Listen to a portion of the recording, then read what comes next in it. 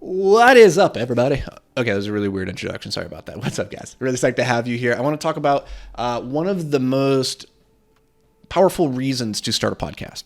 Now, this is one type of podcast. What I'm doing right now, this is a daily podcast. It's short. I aim for 5 to 15 minutes, just sharing my experiences, my insights, my lessons learned and earned over the years of building businesses, fighting with my ADHD and all these things, right? So this is one type of podcast, but there are other types of podcasts, which when you're building out your business, I think are the secret weapon to massive growth that most people are completely sleeping on.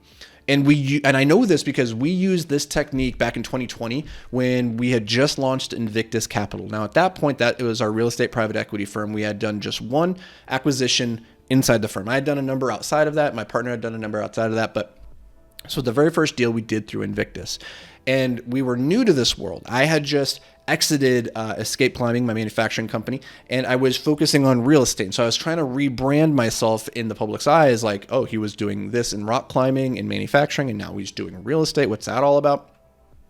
And so we needed to create a thought leadership platform. We went about this in two ways. One was we wrote a book and it became the #1 bestseller on Amazon. It's been there for the last 2 years in commercial real estate. And then we launched a podcast. Now, the beauty of the podcast, and the reason I want to share this with you today is like, in your business, if you're looking to grow, if you're just starting out or if you're more established, I think this is one of the best ways to unlock massive value, especially if you're doing some kind of B2B. And the reason this came up is I was having a coaching call with one of my students this morning, and he was like, should I do a podcast? I don't exactly know like what that would look like to start. I don't know. Should I do like interviews or what would that be? So here's the super secret hack.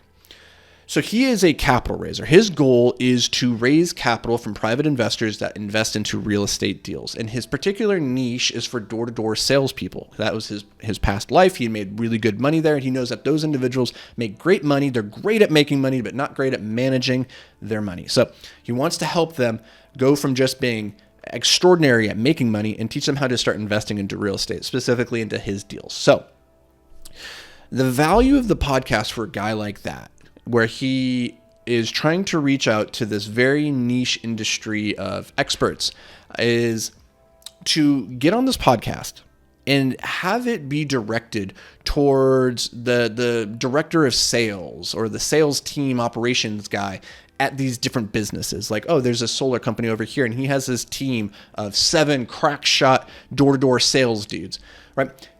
The way to expand his investor pool, his customer base, is to go and find the guy who is in charge of running that team of salespeople. Go to that guy, invite him onto the podcast, and then use that as an opportunity for him to share his story, his lessons learned, his expertise, put him on a platform, put the spotlight on him. And it's an opportunity for you as the host to build rapport with him or that with her, whoever it is. And so now, if your goal had been to sell or to inform these sales dudes and girls about what you do, then instead of going to them one-to-one, you could now go to the guy who runs the team, build rapport with him, and then figure out maybe I can come in and teach your guy, like do a quick segment or a session teaching your people about what we talked about on this podcast. At worst case scenario, maybe he just shares the podcast with his team. But either way, you find that one person, the linchpin, the bottleneck, the guy at the top of the mountain who, if you can create that relationship with him, it will all trickle down to everybody underneath who is ultimately your customer. So another way to look at this is if you're a B2B, customer, in the sense of, let's take manufacturing in the rock climbing world. We used to, at Escape Climbing, we would make rock climbing holds, sell them to gyms. That was one of our biggest customers. And so what we could do is start a podcast where we bring on the gym manager or we bring on the director of sales or whatever at these different gyms to come on and share their story and build that relationship so that in the process, they become familiar with us, they become familiar with our product, and it's not a hard sell. It's not a pitch. Right? I'm inviting you onto a podcast to amplify your visibility, to share your story. It's not really about me selling you. As a consequence, we tend to do business with people we know, like, and trust. What better way to do that than spend 30, 40 minutes with me interviewing you on a podcast? It's very intimate, and it's a very good way to build that relationship. Now, here's why this is so powerful, is that if you wanted to reach out to this director of salesperson at some company, you could go on LinkedIn, you could find their information, you could shoot them a DM, you could shoot your shot. You could shoot them a cold email, you could try even shooting them cold calling, right? But you're just some guy coming off the street and they immediately know that you're after something. But if you come at them from the perspective of, hey, I have a podcast and I would love to have you on to share your story. Now it's them being put in a position of authority and power and getting to be amplified by your brand. That's a very easy thing for them to respond to, much more so than being pitched to.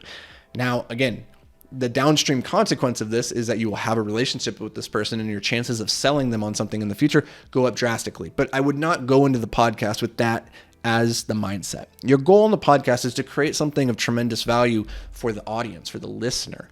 And to do that, I think you go into it and instead of just interviewing the person, you go in and you have a conversation. You really just try to get to know them and understand like what helped them to get to where they are in their career, so that can hopefully help the people that you're ultimately trying to target, right?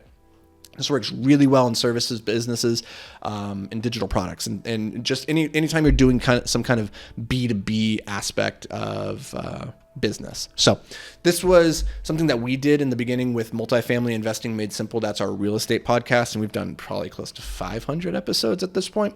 In the beginning, it was all about getting other industry professionals on the podcast, and this went a really long way towards letting them know who we were and building that thought leadership. Because when you see this industry titan on this person's podcast, it immediately elevates the brand of the person that's hosting the podcast, right? Like even if they're just starting out and they don't have any history or in this industry, just by the fact that they managed to get this person on the podcast, it elevates their brand, which then you can use to great effect in building and scaling your operations, which is something that we did in the early days of Invictus. So take a page out of our book, start a podcast. It is immensely valuable from a business perspective. But then you also have podcasts like the one that we're doing right now, which is also tremendously valuable, but for completely different reasons. It's valuable for me to build up the muscle of discipline, to show up every single day and make a new video. It's developing my skills as a communicator. It's helping me come to a better clarity and understanding of what I think on different topics. It's helping me solidify different concepts. And hopefully it's also maybe bringing you a little bit of value that you can implement into your life, into your business, so that you can maximize your return on life. That's ultimately the goal. So if it did any of those things, do me a favor, drop a review, hit the like button, hit the thumbs up on Spotify, whatever it is. I don't know what the different platforms have. But that really does help. It means a lot. Your feedback, truly, it means a lot to me. So thank you for this. It doesn't go unnoticed, truly. But that's going to do it for me, guys and gals. I'll see you back around these parts tomorrow. But until then, stay hyper-focused, my friends.